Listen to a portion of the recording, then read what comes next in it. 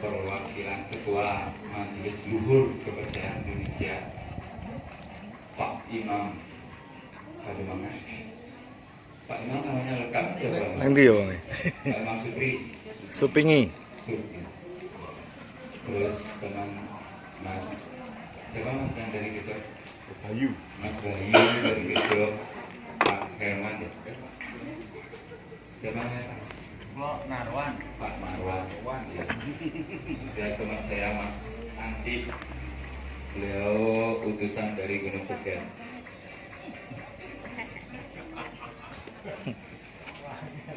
Saya dari Patah Gunung Sri Pamegad. Dan yang tak lupa semua ini Kipatih Kisis Bagus Kiswantoro. Terima kasih sudah menyiapkan semuanya. Jadi saya sangat senang ya dan gembira hari ini bisa berkumpul lagi dengan ngopi ya, ngopi ngolah pikir yang positif. Nah seperti 7 bulan yang lalu kita juga sudah pernah bahas tentang keris dan hari ini kebetulan pas banget ya dengan purnama Waisak ya, terus hari dinonya Sabtu tumpak landep. Nah, jadi kalau tumpak landep itu bagian dari paukon ya, mulai dari Sinto, Landep, Ukir, Pelantir, Tolu, Bumbret, Warigo, Warigadia, Kilongwangi, Sungsang, Jembulan, Kuningan, Langkir, Medang Sio, Pucuk, Pang, Lurut, Perakih, Pambil, Medang Pungang, Matal, Uye, Penail, Perang Bakat, Balo, Ugu, Wayang, Kelau, Dukut, Watu Gunung. Jadi yang tumpak landap ini merupakan rentetan dari runtuhnya Sang Mahaprabu Watu Gunung. Jadi diceritakan Sang Prabu Watu Gunung adalah beliau yang maha sakti karena lahir waktu itu tidak saya tolong bahwa Watu Gunung lahir. Waktu itu saya nggak dihubungin oleh bidannya Watu Gunung. Akhirnya beliau kebrojol di sebuah batu terus pecah batunya karena saking saktinya. Jadi perjalanan dari Watu Gunung ternyata dia juga punya salah karena saktinya itu tidak tahu kalau Dewi Sinta itu adalah ibunya sendiri, mirip-mirip Sang Kuryang gitu ceritakan. Nah pada waktu Watu Gunung itu pada tumpak Sabtu dari Watu Gunung, kalau kita di Bali ya namanya Hari Raya Saraswati. Nah Hari Raya Saraswati itu diperingati sebagai hari turunnya ilmu pengetahuan. Jadi semua ilmu pengetahuan baik yang buruk maupun baik itu diturunkan pada saat itu. Kemudian pada seminggu setelahnya Wuku Sinta ada namanya Buddha Kliwon Sinta. Jadi pagar wesi. Jadi setelah mendapatkan ilmu kita harus bisa menjaga ilmu itu dengan sebaik-baiknya, diibaratkan sebagai pagar besi yang sulit untuk ditembus karena kita sudah mempelajari pada waktu Hari Raya Saraswati. Nah tepat setelah Sinto ada Landep. Landep itu kalau bahasa ininya kan tajam. Yang tajam apa? Nah, ilmu yang sudah kita pagari tadi kita pertajam. Tujuannya apa? Untuk aplikasinya ke kehidupan kita supaya ilmu apa yang kita dapatkan hari ini bermanfaat. Pertama untuk siapa? Untuk diri kita dulu sendiri. Kalau sudah bermanfaat untuk diri kita, minimal bisa untuk orang lain. Nah ini tuh Watu Gunung lahir ya. Watu Gunung lahir.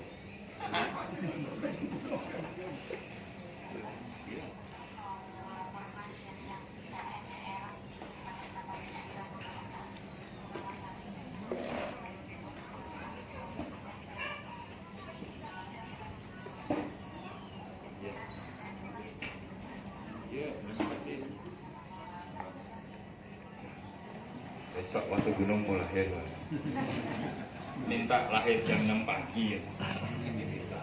Mintanya lahir karena bang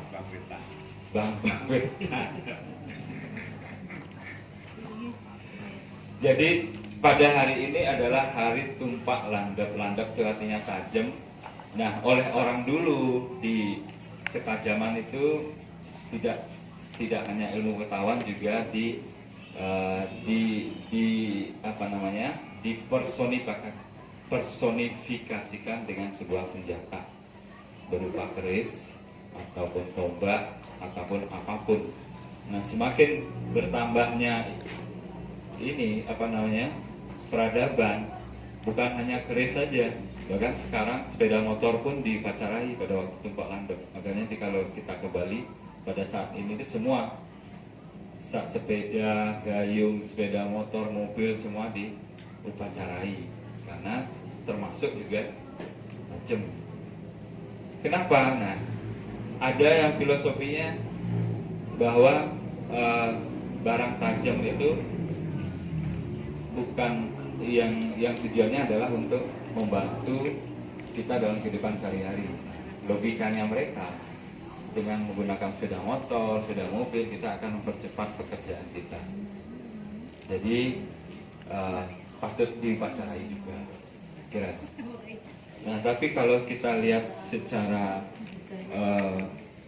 secara ilmu fisika, bahwa materi semua yang ada pada keris sudah bersama, ada juga pada mobil, juga ada semua, cuman dalam bentuk teknologi yang berbeda. Lebih kecil lagi, yang lebih tajam sekarang adalah HP kita yang kita bawa sehari-hari. HP kita lebih tajam. Buktinya apa? Makanya ada undang-undang ITE, tajam banget. Jadi kalau kita meng-share hoax atau berita negatif, langsung dalam waktu 24 jam sudah diciduk. Jadi sangat tajam banget HP sekarang, yang digerakkan oleh jari kita. Kalau kita masih dulu memegang keris dengan semua jari, sekarang cuma ibu jari saja sudah bisa baik atau bisa masuk etane alun-alun.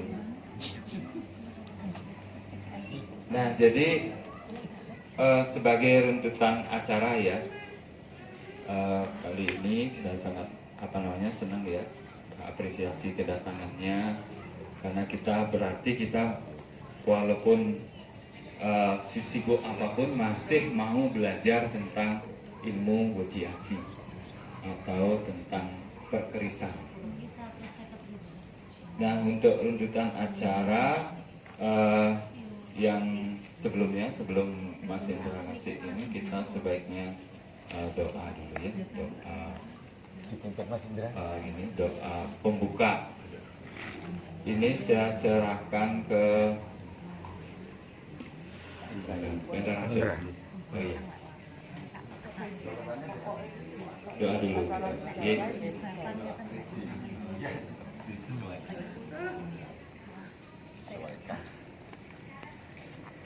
HP-nya disilent dulu, Le. Enggak boleh. Mandek dolanan HP. Doa dulu. Sing HP dipateni. Rahayu. Terima kasih atas waktunya dan doanya.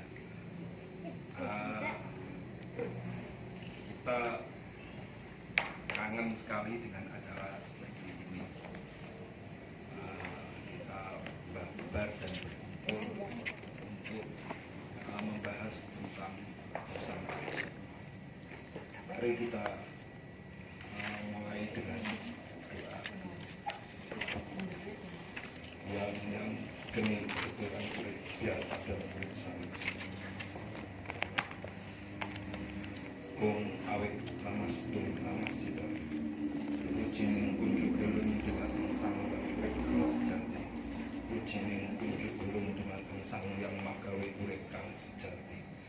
Ujining kunjuk ulun dumateng sang yang manguripi kang sejati. Ujining kunjuk ulun dumateng Bathara Wacana, Bathara Aksodya, Bathara Atmasangko, Bathara Anutapa, Bathara Anggosidhi. Wijining kunjuk ulun dumateng Bathara Kawala Piteswara ya Bathara Sakrama. Wijining kunjuk ulun dumateng Bathari Tara Dewi ya Bathari Sri. Sri Gumelar sugih datang tuwung. Gumelar hangepeki jagat sadono gumulung turah sandang datang kurang. Gumulung angwi putri buwono Sri sadono gumelar gumulung paring sugih singgih ngring ngandira sami. Tapi pukulan Bathari Sri Bathara Sadono ulun minta pangastuti Gumelar saha gumulung si warang graha paduka luputa siku denda luputa tulah pamiti luputa ilo-ilo dadya bagas waras sugih singgih liliput Prabowo amei karahayan pomo. Mari kita lanjutkan dengan manekung bersama.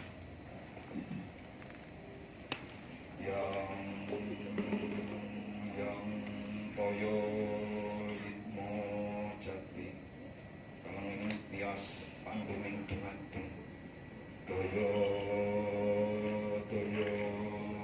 handayan biar pagar urip sawiji.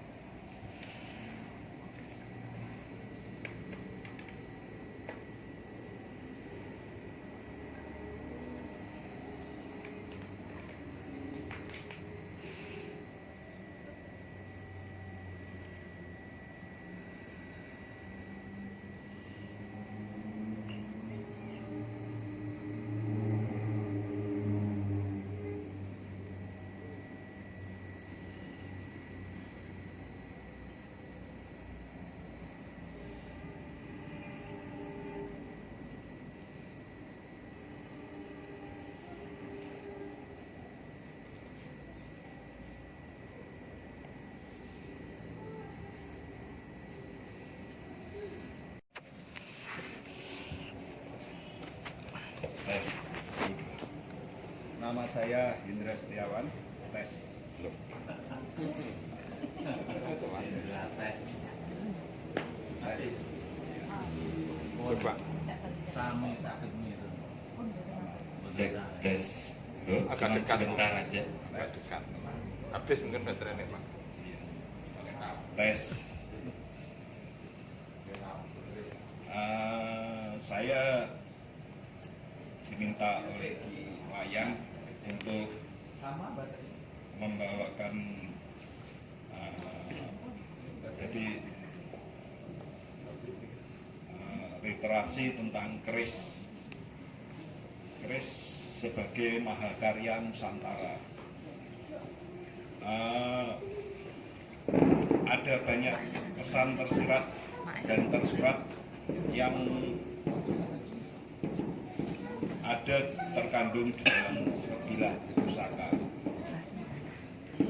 Di dalam keris kita bisa belajar tentang isosentris dan eksosentris. Isonya berkaitan dengan rasa, eksonya berkaitan dengan berbagai macam hal yang terdapat dalam sebilah pusaka, yaitu dapur, pamor, racikan, bisa juga sejarah, juga nilai ekonomi yang ada di dalam sebilah pusaka.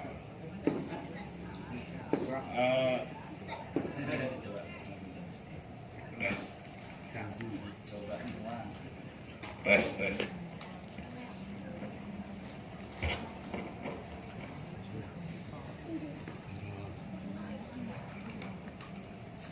keris merupakan salah satu jenis senjata sekaligus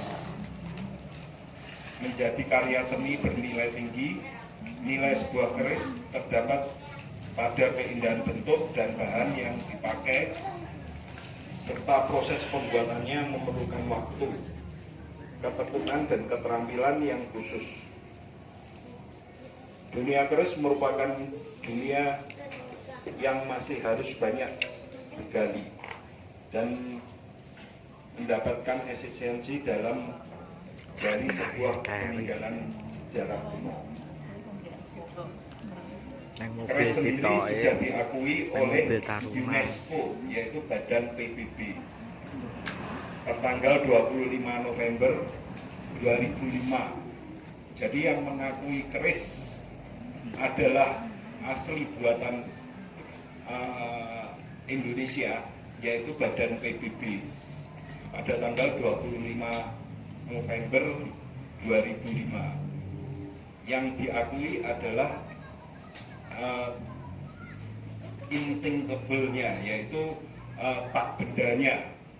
Jadi dalam sebilah pusaka ini ada nilai-nilai luhur yang tertanam, yaitu tentang adab, etika, dan nilai seni yang ada di dalam sebilah pusaka. Piagamnya ada yang piagam UNESCO, ada di fotokopi yang saya berikan itu.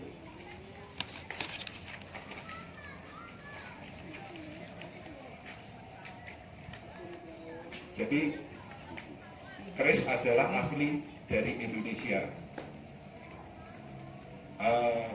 Keris adalah ilmu tempa lipat dari 3 macam logam atau lebih yang dipersatukan. Ini jadi ada nilai seninya, jadi keluar pamornya semacam ini. Yang hitam ini wojo, yang warnanya abu-abu ini adalah besi, sedangkan yang putih ini adalah pamor. Pamor yaitu dari meteor. Itu 3 macam logam yang dijadikan satu lalu ditempa lipat, dan pamor ini keluar bila diwarangi. Ini bisa berupa gambar gitu. Ya, dia bisa arti dari pesan yang ditanamkan oleh seorang itu bisa dilihat dari pamor ini secara kasat mata. Kalau pamor kulit semongkol, yaitu diharapkan si pemilik atau si pemegang dia rezekinya berlimpah ruah, gitu namanya, seperti itu. Pamor kulit semongkol, pamor pendaringan kebak, itu seperti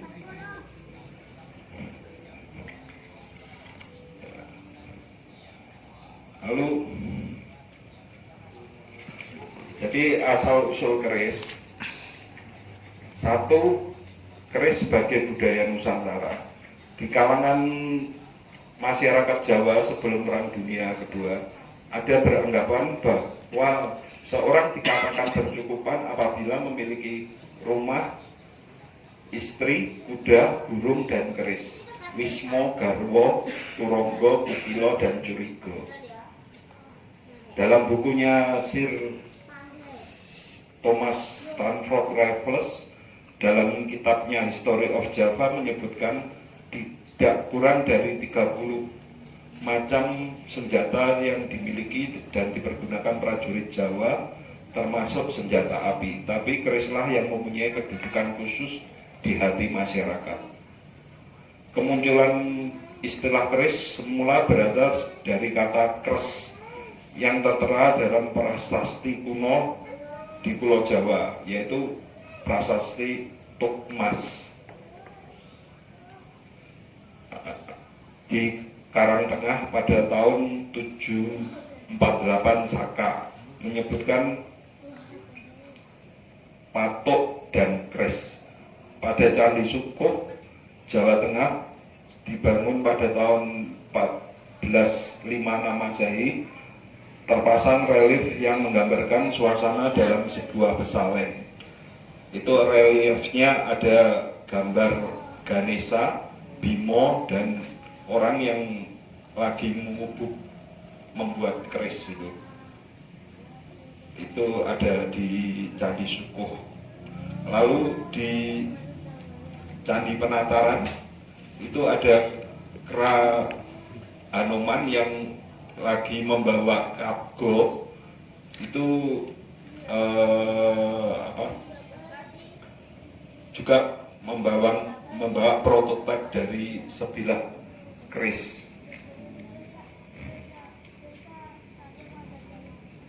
Keris dapur Majapahit yang hulunya berbentuk manusia yang menyatu dengan bilahnya sebenarnya bukan hal yang luar biasa.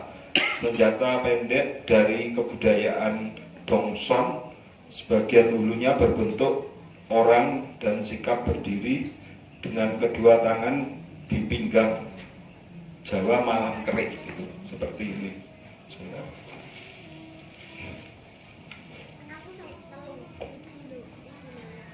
Ini seperti contohnya. Jadi ini keris Mojopahit. Iya. Kalau nggak bisa, kalau pengen melihat bisa memegang. Ini namanya keris sajen Mojopahit.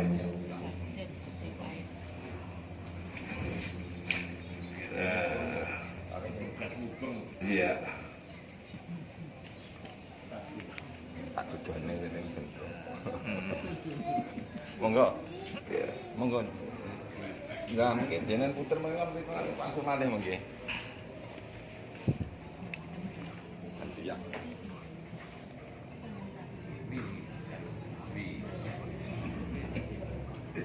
Sikap berdiri tegak agak membungkuk dapat diartikan sebagai lambang orang mati. Sementara itu sikap orang duduk seperti jongkok dengan lutut ditekuk di depan mengingatkan kita pada letak bayi dalam rahim ibu sebagai lambang kehidupan dan kelahiran. Keris merupakan senjata yang diberi kedudukan terhormat, bukan sekedar perkakas. Keris memiliki individualitas sehingga diberi nama-nama seperti Joko Piturun, Pugandring, keris Sengkelat, keris Baru Kelinting, dan keris juga merupakan hasil seni budaya Indonesia yang berakar pada anasir-anasir kuno. Kemudian sejajar pula dengan perkembangan dan perubahan sistem sosial, fungsi keris mengalami perubahan. Jadi keris dari senjata berubah menjadi pelengkap kebudayaan. Jadi setiap kegiatan itu dari ageman itu bila tidak ada kerisnya belum jangkep katanya. Aku nang kono kerisku to. Setelah orde kekuasaan Jawa berpindah Provinsi Jawa Timur, berdirinya Kerajaan Kauripan Jenggala Daha dan Singasari, tradisi pembuatan keris menunjukkan perkembangan mengesankan. Dari segi kualitas keris yang dibuat pada periode ini, kualitas dibandingkan dengan Mataram kuno lebih bagus. Pada periode ini keris dikenal sebagai Tangguh Jenggala. Jadi keris Tangguh Jenggala itu semacam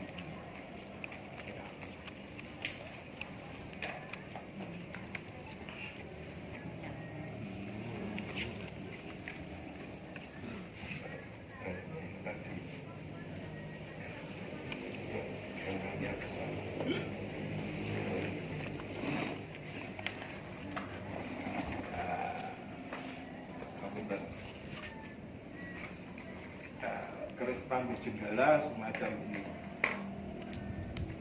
Bisa dilihat. Gandengnya cenderung tinggi. Ini gonjonya agak datar. mencermati, jadi agak belum nah, bidangnya mencermati. Jadi seperti ini, rambut jempol.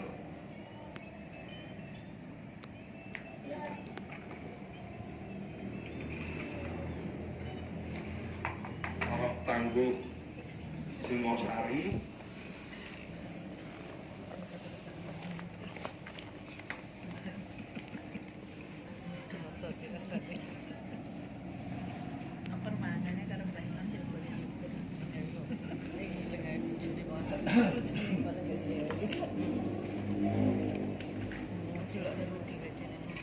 sama seperti Jenggolo, bidangnya mencermati, juga mencermati sama, tapi besinya kotak, di dalamnya ini besinya kotak.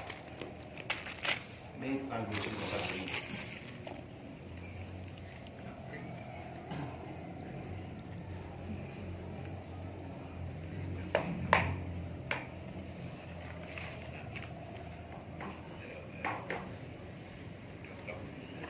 Setelah ketiga kerajaan tersebut tumbang, lahirlah kerajaan Majapahit. Dari abad 13 sampai 15, kerajaan terbesar yang pernah ada di tanah Jawa, mencapai puncak kejayaannya di zaman Hayam Wuruk. Pada masa inilah juga keris tersebar sampai wilayah negeri jiran Malaysia, Brunei, Thailand, Filipina, dan Kamboja. Jadi Nusantara itu sampai Kamboja, Filipina itu ada keris, bentuk prototip keris ada. Kalau di Filipina namanya sundang keris. Kalau di Brunei, di Malaysia keris Melayu. Nah ini jadi makanya ada istilah Malaysia juga ingin mengakui bahwa keris itu dari sana, tapi aslinya juga dari sini, dari Indonesia. Ya.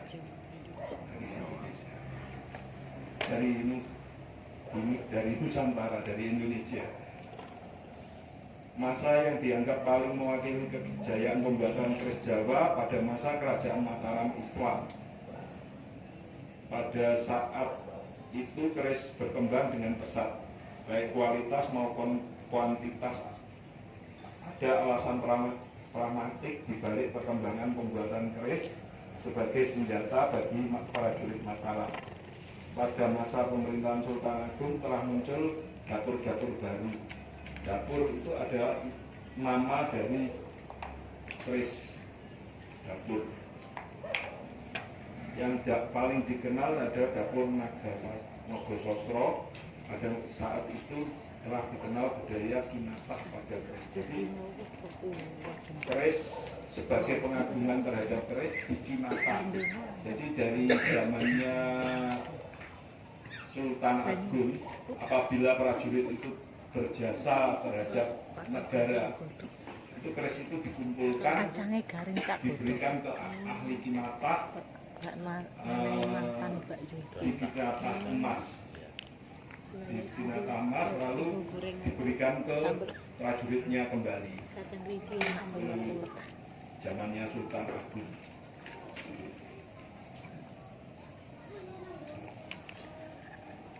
Pembuatan keris berkembang di era Nom-Noman, yaitu setelah pecahnya Surakarta dan Yogyakarta 1755. Pada era Pakubono terjadi kemajuan yang mencolok dalam penggarapan dan pemilihan bahan. Pada waktu itu terjadi eksploitasi estetik baru, lain menghasilkan jumlah dapur dan racikan detail makin tegas dan rapi dan beragam. Jadi zamannya Surakarta dan Yogyakarta, keris telah berkembang menjadi besar.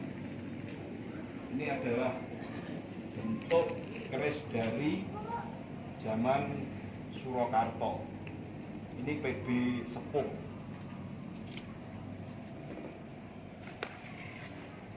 Bentuknya dapur Pasopati dengan racian kembang kacang pogok, lampi gajah, sogokan ngarep buri sama greneng di belakang. Zaman dulu dapur Pasopati Pamor Kaung ini adalah puncak dari pembuatan puncak dari seorang empu dalam membuat sebilah pusaka. Jadi ilmu tempal lipat yang dipakai dia tidak mengeluarkan pamor sama sekali.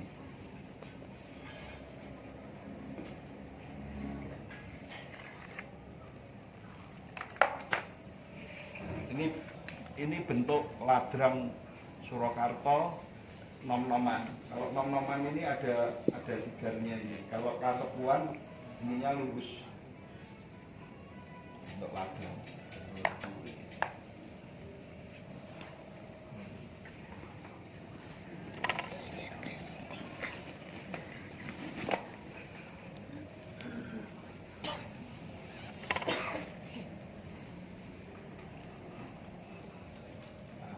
Ini bentuk gayaman Surakarta.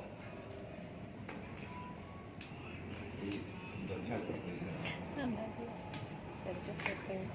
Ini dapur jarak ngore, tangguh panoragan, tapi zamannya eranya PB 3.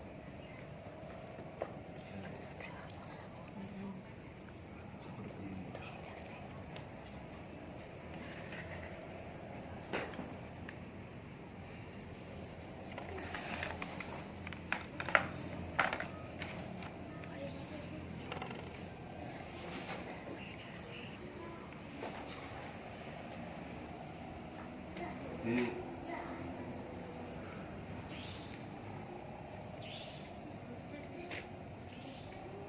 perihal tuah dan falsafah keris, pamor pada wilayah keris bukanlah semata-mata sebagai hiasan. Konon pamor ada sebilah keris tersebut memiliki suatu arti atau kekeramatan. Setiap pamor yang terlukis pada keris mengandung daya gaib tertentu dan masing-masing mempunyai makna dan arti tertentu. Keris termasuk senjata tikam, tapi tidak semua senjata tikam dapat disebut sebagai keris. Artefak yang dapat digolongkan dalam keris harus memenuhi kriteria sebagai keris. Sebagai berikut: keris harus terdiri atas dua bagian utama, yaitu bagian bilah dan mata keris. Jadi yang dimaksud keris itu harus ada bagian bilahnya ini dan bagian ini kedudukannya ini, gonjonya ini. Ini adalah lambang lingga dan yoni ini. Jadi dari keris ini melambangkan estetika tentang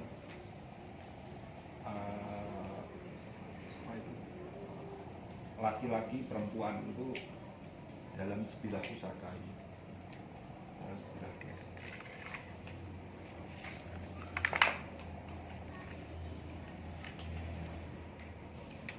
Bilah keris dibuat sudut tertentu terhadap ganjol, tidak tegak lurus. Kedudukan bilah keris miring atau condong melambangkan sifat terpuji, yaitu tidak memandang kedudukan dan pangkat. Orang itu harus senantiasa tunduk dan hormat kepada Sang Pencipta. Jadi keris ini tidak ada yang lurus tegak seperti ini. Jadi harus ada condong lelehnya seperti ini. Tidak ada keris yang lurus. Keder namanya. Semakin sepuh condong lelehnya semakin ke bawah, antara 80 sampai 80 derajat. Jadi naik, semakin muda dia semakin ke atas.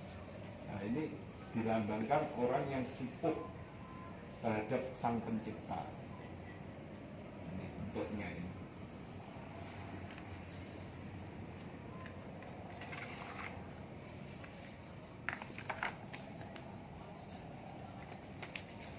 Ukuran panjang bilah keris lasing 33 cm sampai 38 cm.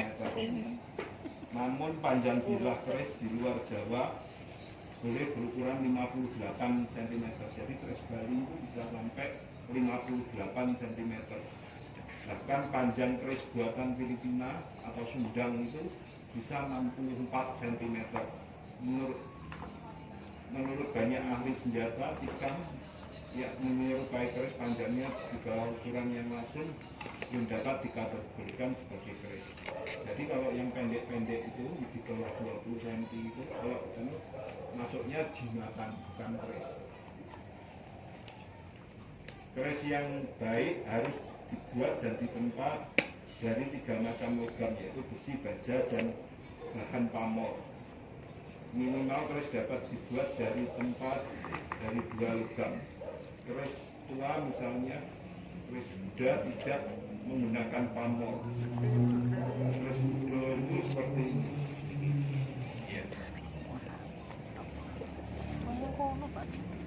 Ini prototipe ini.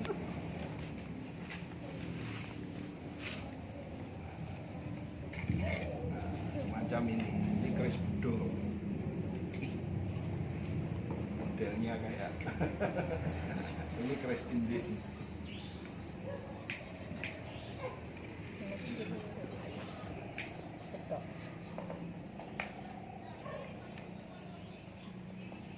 Bagian-bagian keris, kesatuan kelengkapan dari wilah atau bahasa yang awamnya seperti mata pisau, bagian pegangan atau ukiran. Jadi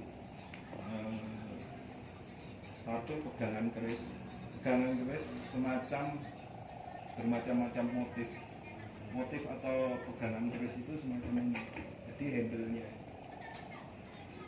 ini disebut nunggak sememi, model nunggak semi Ya. nunggak semi model Surakarta.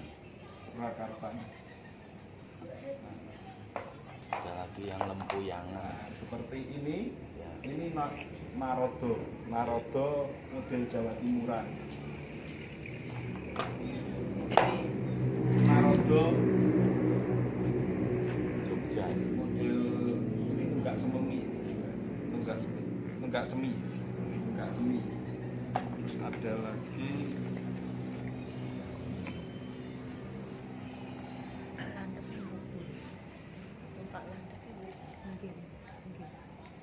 ini Bathara Kala model Cirebonan.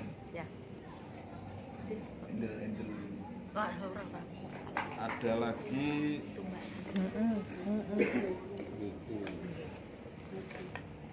Tumpak isap. Rajamala. ini Yogyakarta. Rajamala Abi. Kalau jenisnya Mas Indra. Apanya? Ini ingat kan jarang paham. Oh iya. Iya. Warangka. Warangka. Larangan lah. Warangan benten. Larangan yo obate. Nah, Sing mau kancamu.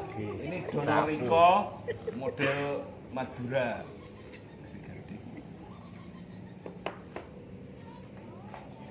Jadi kalau macam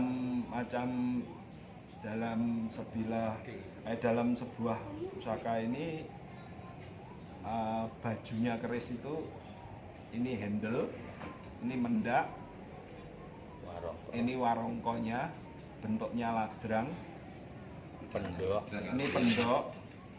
ini pendoknya. Itu yang pakai selut juga. Ya. Ini juga Selut. ini selut. Cincin besar namanya. Cincin besar itu namanya selut. Nah, ini selut. Ini.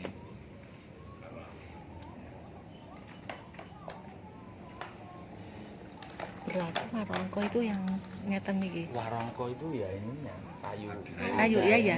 Ini. Ininya. Ininya kan. Iya. Ya, ini. Jadi Bedanya warangka kayak itu kemarin. apa? Bedanya warna nadrang kali ini. Kalau ini bentuknya ladrang.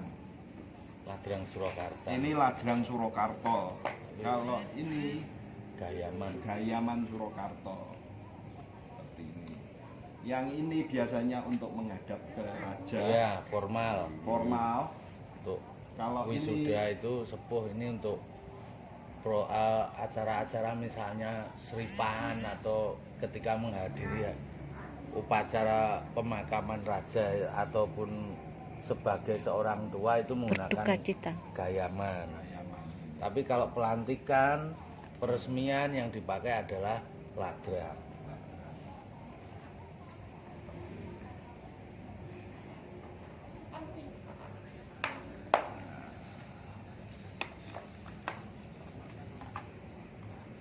Kalau ini model Mojopahitan, Capu namanya. capu, Jadi ladrang capu. Ladrang capu, kecil. Kalau ini Sandang walekat. sendang malaikat, Sandang walekat. sandang malaikat.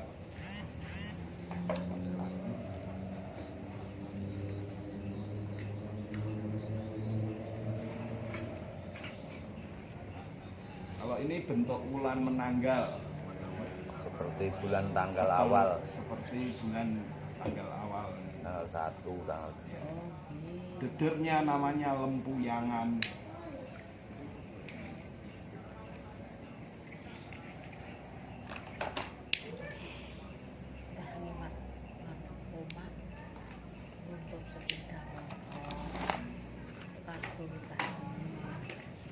Tangguh keris. Tangguh keris itu adalah perkiraan era pembuatan. Ada tangguh yang biasanya dikenal sebagai tangguh Mojopahit, tangguh Pajajaran, tangguh Mataram, tangguh Surakarta, dan tangguh Yogyakarta. Racikan keris. Racikan keris itu adalah yang terdapat pada sisi-sisi keris. sisi-sisi keris. Jadi ini ke bawah ini adalah racikan keris. Jadi seperti ini kembang kacang, Jenggot, ada jenggot, lambe gajah, ada lampi gajahnya, ada cogokannya depan belakang, ada greneng, budak setegal, ada pundak setegalnya, ada rondo nunutnya, ada janurnya. Dari sebilah racian, dari istilah racian itu kita bisa menentukan dapur keris. Seperti itu.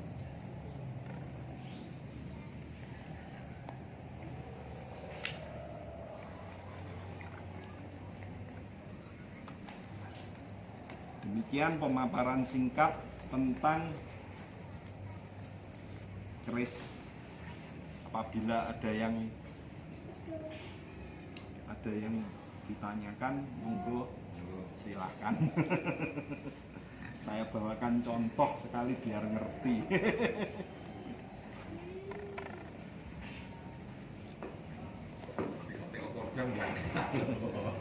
Ini kodamnya Kodam 5 Brawijaya. kodamnya yang jelas kodam kodam 4 Brawijaya, kodam kodam 5. 5, nah, kodam 5 Brawijaya. Nah, ini bentuk Jawa satu Tosanaji tapi tombak. Ini di scan. Bentuk sekarang itu tombak itu di scan seperti macam ini. Ini tombak. Biasanya tombak itu ada landeannya itu. Ini sekarang orang-orang sekarang itu senengannya di scan gitu. Ringkes buat pegangan. Ini juga ada satu tombak lagi zaman Majapahit. Ini tombak era Kauripan. Ini kalau yang biasanya aliran tantra itu Wah, tombaknya. cocok. Tantra. Menyenangkan bagi kalangan tertentu.